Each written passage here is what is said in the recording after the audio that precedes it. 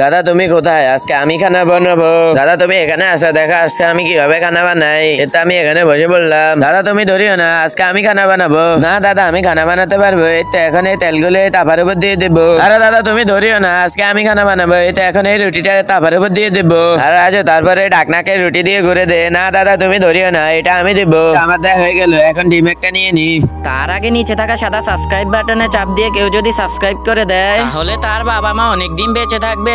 আর কেউ যদি লাইক করে দেয় তাহলে তার মনের আশা পূর্ণ হবে। আমি আল্লাহর কাছে দোয়া করে দিলাম।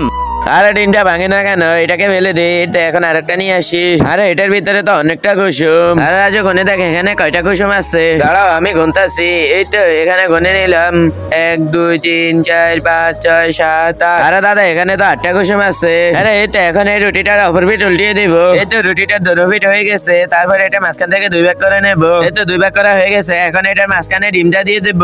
এই তো বানানো হয়ে গেছে। এখন মুখটুক সব মুছে নেই, তারপর আমি এটা খাবো। আরে দাদা এটা তো খেতে অনেক মজা। আরে দাদা তুমি একটু খাবে নাকি? এটা না অনেক মজা হয়েছে।